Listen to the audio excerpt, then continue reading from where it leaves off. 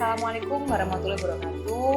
Shalom, salam sejahtera, Om Swastiastu, Namo Buddhaya. Perkenalkan, nama saya Devi Harindia Putri, STMDS, dosen dari Prodi D4 Desain Grafis Universitas Brawijaya. Tujuan saya membuat video ini adalah untuk memenuhi kewajiban saya mempresentasikan pola pembelajaran yang saya terapkan pada Prodi D4 Desain Grafis untuk memenuhi sertifikasi dosen. Dalam video ini, saya akan menjelaskan tentang aspek pada proses pembelajaran yang meliputi aspek delivery, aspek interaction, dan aspek assessment pada mata kuliah Nirmana 3 Dimensi. Mata kuliah Nirmana 3 Dimensi merupakan mata kuliah inti pada Prodi D4 Desain Grafis dengan bobot 4 SKS. Penyelenggaraan mata kuliah ini pada semester genap 2021-2022 dilaksanakan secara hibrid, di mana 25 mahasiswa akan terbagi dalam dua kegiatan. Yang pertama, mahasiswa di rumah akan tetap melakukan pembelajaran secara daring. Mahasiswa yang di rumah berjumlah sekitar 20 orang, sedangkan 5 orang melakukan perkuliahan secara luring di kampus. Sebelum saya menjelaskan mengenai teknik pengajaran, maka saya akan menjelaskan deskripsi mata kuliah, metode, serta luaran yang diharapkan. Mata kuliah Nirmana 3 Dimensi berisikan dasar perancangan, seni rupa dan desain yang bersifat trimatra, yang memiliki dimensi panjang, lebar, dan tinggi. Melalui pengenalan pada unsur dan prinsip seni rupa dan desain yang secara umum menekankan pada aspek pengetahuan atau knowledge, keterampilan atau skills, dan kreativitas. Unsur seni rupa dan desain yang diperkenalkan meliputi unsur titik, garis, bidang, bentuk, warna, dan tekstur. Sedangkan prinsip seni rupa dan desain yang diperkenalkan meliputi komposisi, keseimbangan, irama, aksen, kontras, point of interest, dan lain sebagainya. Metode yang digunakan pada mata kuliah ini berbasis pembelajaran project based. Pembelajaran project based saya terapkan karena pendidikan desain dikategorikan sebagai pendidikan keterampilan praktis. Dalam hal ini, lembaga pendidikan tinggi desain harus mampu mempersiapkan produk-produk SDM designer yang dihasilkan dalam pengembangan profesi dan industri desain melalui kemampuan praktek secara profesional dan akademik. Sehingga, sebuah pendidikan tinggi desain harus mampu menciptakan vocational bias atau pembiasan fungsi, di mana kurikulum yang diterapkan merupakan kurikulum timbal balik dari materi akademis yang disesuaikan dengan kebutuhan untuk sektor industri. Kondisi nyata di lapangan ini dibawa ke dalam kurikulum dan dijadikan sebagai sebuah metode pembelajaran dalam mata kuliah Nirmana 3 Dimensi berbasis studio atau praktek perancangan. Simulasi ini bertujuan membiasakan mahasiswa desain untuk memahami dunia kerjanya, bahwa sebuah produk desain dikerjakan melalui proses yang panjang, dimulai dari imajinasi, ide, konsep, hingga produk. Pada mata kuliah Nirmana 3 Dimensi, proses perancangan dimulai dari pemahaman akan unsur dan prinsip desain. Kemudian, unsur dan prinsip desain akan menjadi dasar pembuatan konsep. Konsep menjadi dasar pembuatan sebuah produk desain. CPL Prodi pada mata kuliah ini antara lain CPL 2, yaitu mengetahui keahlian dasar yang mencakup prinsip, elemen, serta pesan dalam bidang ilmu desain. CPL 3, memahami metode dan tahapan perancangan desain dalam berbagai media yang mengacu pada kebutuhan industri sekarang dan mendatang. CPL 4, menguasai teknik perancangan secara manual dan atau digital. CPL 5, merancang karya desain secara mandiri ataupun berkelompok dengan menerapkan pemikiran kreatif, kritis, sistematis, dan inovatif sebagai sebuah penyelesaian masalah. Dari CPL tersebut, saya menurunkan pada CPMK, di mana mahasiswa diharapkan mampu mengasah potensi dan bakat estetika, logika, dan etika dalam memegang peranan penting meningkatkan dan mengembangkan potensi seni dan rekayasa dalam merancang sebuah karya desain trimatra. Setelah mengikuti mata kuliah ini, mahasiswa diharapkan yang pertama, memiliki pengetahuan berupa wawasan tentang merancang seni rupa dan desain. Yang kedua, memiliki pengetahuan berupa wawasan tentang unsur dan prinsip nirmana yang meliputi titik, garis, bidang, bentuk, warna, tekstur, komposisi, irama, kontras, keseimbangan, point of interest, dan lain sebagainya. Memiliki pengetahuan dan keterampilan dasar dalam proses perancangan menggunakan media trimatra atau 3 dimensi, memiliki keterampilan kepekaan dalam proses perancangan secara trimatra melalui pemanfaatan material dan alat-alat yang digunakan. Dan yang terakhir, memiliki daya imajinasi dan kreativitas dalam proses perancangan secara 3 dimensi. Berikutnya, saya akan menjelaskan mengenai aspek delivery dan interaction yang saya kerjakan dalam mata kuliah Nirmana 3 dimensi. Yang pertama, pemberian materi terbagi atas 14 kali pertemuan, 1 pertemuan untuk UAS dan 1 pertemuan untuk UTS, dengan 6 materi utama, yaitu 1. Definisi dan unsur dalam trimatra. 2. Unsur rupa dan tata atur bidang bersaf. 3. Racana dinding. 4. Tumbuh kembang. 5. Jalin pilin. 6. Garis hubung. Dan yang ketujuh ialah Nirmana Trimatra Fungsional. Proses delivery dan interaksi terbagi menjadi 2. Terdapat sesi paparan materi yang langsung ditanggapi oleh mahasiswa dalam pertanyaan terkait teori. Selain itu, interaksi juga terjadi ketika proses asistensi produk trimatra. Pembelajaran ini menjadikan metode project-based berbasis studio sangat efektif, baik secara praktek maupun teori. Ketika pandemi berlangsung, proses pemberian materi dan interaksi dilakukan melalui media Zoom, daring secara sinkron dan asinkron. Sedangkan proses interaksi dilaksanakan menggunakan media Google Classroom melalui pengumpulan progres tugas yang saya berikan masukan dan saran. Setelah himbauan PTM diumumkan, maka pembelajaran kami laksanakan secara hibrid, di mana 25% dari 25 mahasiswa berada dalam satu kelas wajib hadir luring. Pada tahapan ini, materi diberikan secara daring sinkron dan luring menggunakan media Zoom dan Google Classroom untuk pengumpulan asistensi. Sedangkan mahasiswa yang luring melakukan asistensi secara langsung dengan membawa karyanya. Berikut saya tampilkan proses delivery dan interaksi pada mata kuliah Nirmana 3 dimensi. Assalamualaikum warahmatullahi wabarakatuh. Selamat pagi semuanya. Hari ini kita akan melakukan pemberian materi ya, pemberian materi untuk Nirmana 3 dimensi untuk materi yang terakhir. Jadi kita akan membuat kreasi trimatra fungsional dekoratif. Karena trimatra ini sebenarnya dapat menjadi elemen visual yang menarik ya, bisa digunakan dalam ruang maupun di luar ruang. Dan sekarang dikenal dengan nama seni instalasi. Nah, dalam proses desainnya terdapat beberapa hal yang perlu dipertimbangkan seperti aspek fisik lingkungan maupun posisi penempatan. Yang pertama dari aspek fisik yang paling penting berpengaruh ialah dimensi ruang atau ukuran ruang ya, atau ukuran lingkungannya ya. Jadi kalau bisa dilihat di sebelah kiri ya layar Anda semua itu ada tiga trimatra ya, 3 karya trimatra dengan ruangan yang sama ya, dengan besar produk yang berbeda. Jadi yang di awal gitu ya, di nomor 1 yang paling atas, bendanya ini cukup kecil gitu ya, cukup kecil diletakkan di lantai ya. Kalau kita lihat secara proporsi dia kurang seimbang ya, dia kurang seimbang ya. Kenapa kurang seimbang? Karena tadi panjangnya ruang tidak sesuai ya dengan bersama tingginya tadi dengan si benda trimatranya tadi. Nah, berbeda dengan yang dua. Yang dua itu dia lebih proporsional ya, lebih proporsional karena ukurannya ya secara proporsi, secara perbandingan dengan tinggi dan dengan panjang ruang dia lebih sesuai. Untuk peletakannya itu memang juga berpengaruh kepada tinggi badan. Jadi kalau misalnya tinggi badan kalian di bawah 150 cm nih atau seperti saya nih ya, nah itu golongan pendek ya, termasuk pendek. Nah, otomatis saya harus mengamati benda tadi lebih jauh. Ya, semakin pendek pengamat, maka dia harus mengamati benda tadi lebih jauh dibandingkan yang tinggi. Untuk manusia yang tinggi antara 160 ke 70 gitu ya, dia mengamati dengan jarak yang lebih pendek gitu. Itu dia akan bisa menangkap seluruh bentuk ya. Kemudian bagaimana meletakkan objek yang baik supaya bisa kita lihat dengan jelas ya. Untuk objek yang diletakkan sejajar dengan mata atau kita bisa lihat itu di dinding ya, dinding, maka objek lebih bagus diletakkan secara tegak ya, secara tegak sejajar dengan si permukaan dindingnya.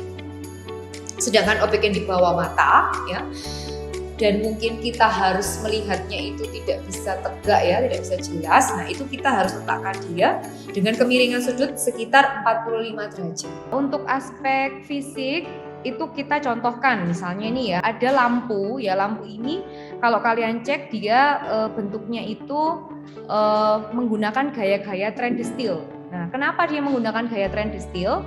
Karena area ruangannya atau area interior dari ruang tamunya itu menggunakan gaya-gaya steel ya. Ada warna kuning, biru, merah, kemudian garis geometris, bentuk-bentuk geometris. Nah, itu dipadukan. Begitu pula juga dengan yang ini ya. Jadi teknik serupa, bentuk dan warna serupa ternyata menghasilkan situasi lingkungan yang berbeda ya. Menghasilkan situasi lingkungan yang berbeda. Jadi efek dimensionalnya juga akan berbeda. Yang berikutnya juga sama, tekniknya serupa, warnanya serupa. Situasi lingkungan juga dapat menentukan konteks bagaimana kita melakukan atau memfungsikan benda trimatra tadi. Ya, jadi memang trimatra ini kalau saya lihat gitu ya, sekarang itu kalau modernitas itu kadang sudah memakan ide ya. Kadang kita sudah sering sekali mengatasnamakan simplicity di atas segalanya gitu ya. Padahal kalau kalian cek gitu, kalau kalian perhatikan gitu, karya-karya contoh kalian ke bandara. Bentuknya bandara yang internasional yang baru-baru itu unik-unik semua ya, unik, nggak ada yang biasa saja. Nah itu gimana berpikirnya? Itu semua dari trimatra, dari nirmana. Cara kalian menata feed di Instagram, ya itu sebenarnya juga nirmana. Bagaimana kalian kadang kalau melakukan color grading di foto cenderung sama, serupa. Kalian sampai rela beli preset, ya rela beli preset untuk menyatukan warna. Nah itu juga sebenarnya nirmana. Nah aspek fisik yang berikutnya ialah pola sirkulasi. Jadi kalian harus melakukan analisa terhadap sekelilingnya.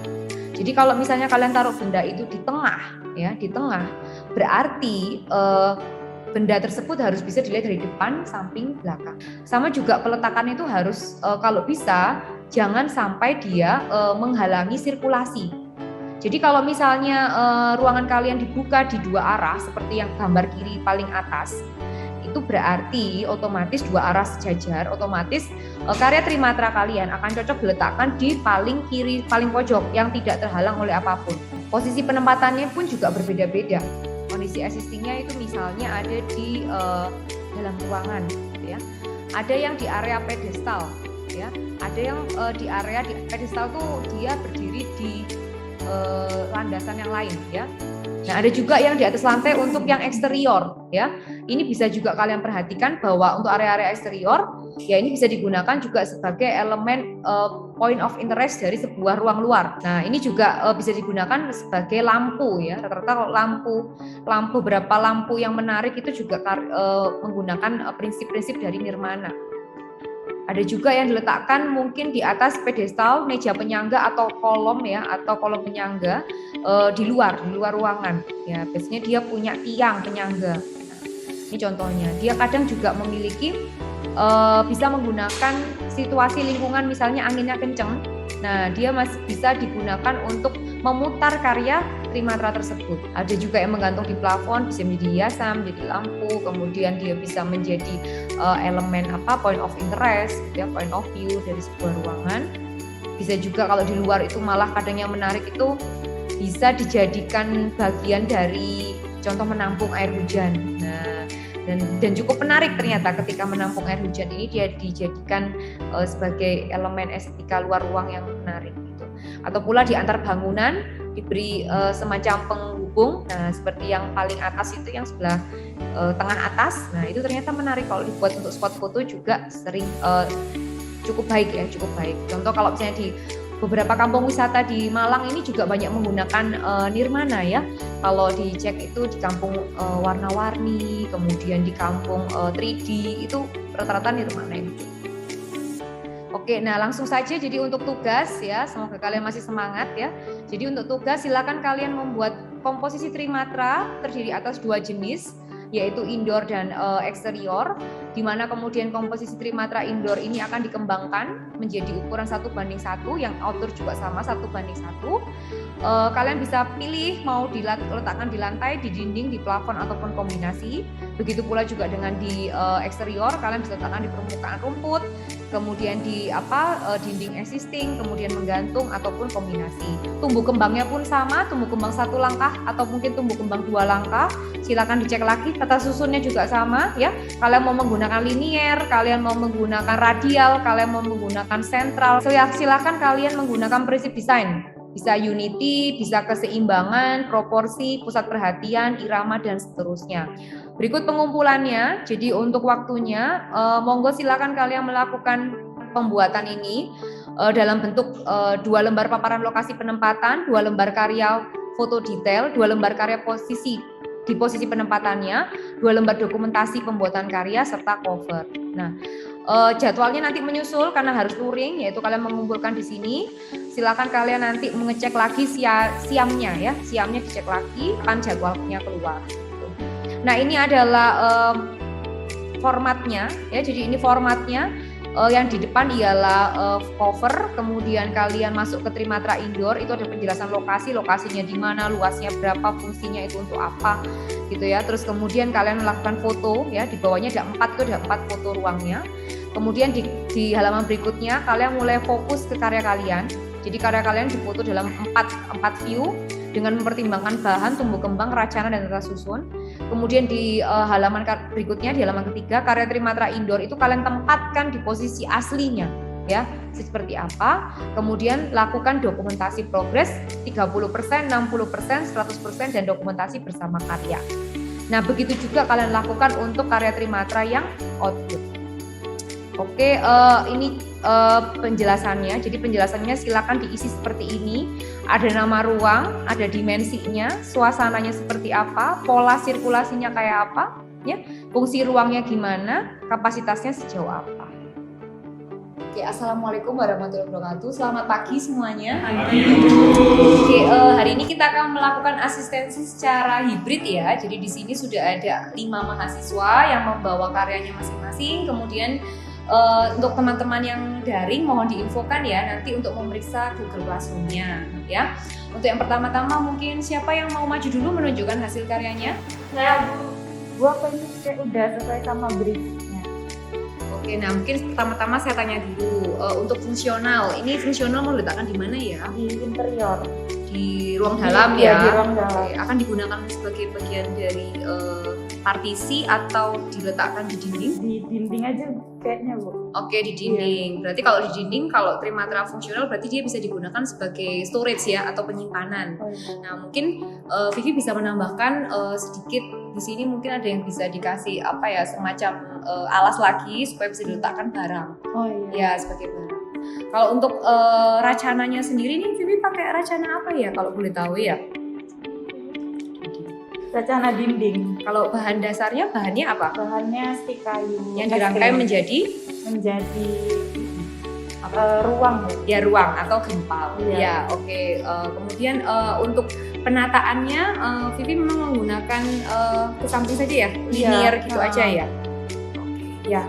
Oke, nanti kalau dirapikan ya sedikit dari ini bekas-bekasnya ya. Tapi terlepas dari itu konsepnya sudah benar. Oke. Baik, terima kasih Vivi. Makasih Bu. Kembali. Ya.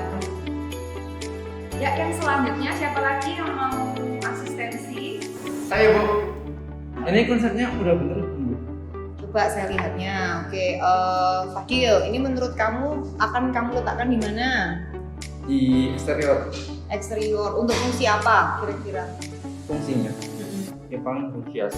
Elemen dekorasi. Oke, kalau racananya Fadil pakai apa ini racananya? Racana Yang ke atas satu aja. Jadi racana kolom, betul. Oke, bahannya dia pakai bukan bahan maket loh ya, bahan. oh, bukan material. Bukan. Bahannya apa dia? Dari Garis. apa? Dari garis. Oke. Ya, dari sisi warna. Fadil memilih tema warna apa ini kalau saya boleh tahu? Satu warna yang monokromatik. Oke, jadi saran saya ini mungkin seperti tadi yang saya berikan juga ke Vivi, jangan lupa merapikan ya merapikan sisa-sisa lem ini. Kalau secara konsep sudah cukup baik ya. Peletakan di eksterior juga sudah cukup benar, karena kalau untuk interior mungkin skalanya ini sudah terlalu tinggi begitu ya. Ya udah Fadil, ini bisa diperbaiki dan dikumpulkan minggu depan. Terima kasih. Setelah saya melakukan proses delivery dan interaction, berikutnya saya akan melakukan proses assessment. Proses penilaian yang saya lakukan terdiri atas 6 karya tugas project based dengan persentase nilai 10 hingga 12,5% untuk setiap tugasnya, dan tugas UTS dan UAS dengan persentase masing-masing 15%. Paparan kategori penilaian adalah sebagai berikut. Proses penilaian saya lakukan menggunakan media Classroom. Setelah itu, penilaian saya salin pada media Excel. Berikut contoh review pada salah satu karya mahasiswa ujian akhir semester saya.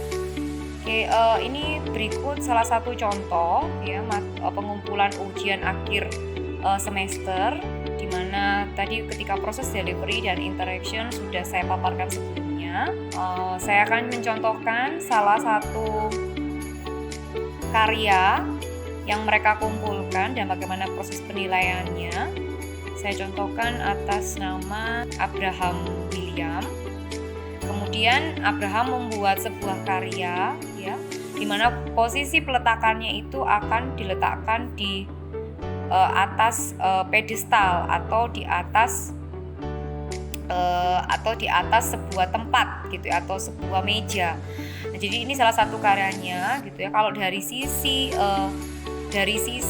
bahan ya, dia menuliskan bahwa ini adalah bidang, betul sekali, karena ini adalah bidang-bidang lingkaran. Bidang-bidang lingkaran ini sebenarnya menjadi ruang ya, menjadi ruang. Cuman mungkin memang agak salah ya dalam posisi bidang ruang menjadi gempal ya. Rencananya benar disusun menjadi kolom ya. Sebenarnya kalau yang betul ini adalah tumbuh kembangnya ialah gempal ya, jadi bukan bidang ya sebenarnya. Kalau dilihat lagi ya, dan lagi lebih cek lagi, ini sebenarnya adalah gempal karena dia 3 dimensi gitu ya, ada ruangnya. Kemudian gempal itu disusun menjadi sebuah bidang ya, yang benar seperti itu. Jadi untuk tumbuh kembangnya dari sisi penilaian menurut saya kurang tepat ya. Tata susunnya adalah within, di dalam, karena dia meletakkan beberapa lingkaran kecil di dalam lingkaran besar, betul sekali.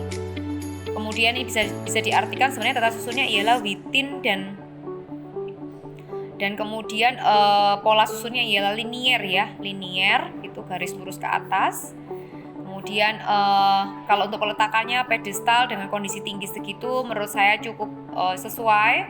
Jadi untuk ruangan yang dia pilih, kemudian dia meletakkan di pojok ruangan dengan ukuran yang tidak terlalu besar, digunakan atau disorot lampu menjadi sebuah elemen estetika, yaitu lampu gitu ya, lampu meja gitu ya, menurut saya cukup baik, jadi fungsional. Nah berikutnya saya juga meminta mereka untuk melakukan dokumentasi ya, dokumentasi dengan karyanya sudah cukup baik. Abraham telah mampu melakukan proses pendokumentasian bersama karya dengan baik, yaitu 30%, 60%, 100% dan foto bersama karya. Kemudian untuk Trimatra Outdoor, ya dia menggunakan taman depan rumahnya, sudah menggunakan dimensinya, kapasitasnya 3 orang, tidak terlalu besar kalau kita lihat dari bentukan tamannya. Kemudian apa yang dia gunakan? Dia menggunakan sebenarnya ini kebalik juga ya, jadi dia menggunakan bahannya sebenarnya bidang dia, lembaran ya. Bidang ini harusnya disusunnya menjadi sebuah garis ya, jadi tumbuh kembangnya juga dia masih salah gitu ya. Rencananya masih sama, yaitu kolom. Tata susunnya ialah dia antara bidang segitiga dihubungkan dengan garis-garis vertikal ya, jadi link by ya, betul sekali. Bahan maketnya dia menggunakan kayu. Kalau dilihat ini bisa cukup rapi gitu. Nah penggunaannya juga dimanfaatkan untuk lampu taman, cukup menarik ketika malam hari. Oke, dari hasil yang sudah dikumpulkan oleh Abraham, saya simpulkan dia dia sangat paham mengenai fungsionalisme dalam karya Trimatra ya. Kemudian karya Trimatranya juga cukup representatif, namun hanya ada satu hal yang kurang dipahami oleh Abraham, yaitu terkait tumbuh kembang. Jadi Abraham ini kalau bisa kita lihat, dia antara bahan dasarnya itu adalah gempal, bidang atau garis, agak sedikit bingung ya gitu.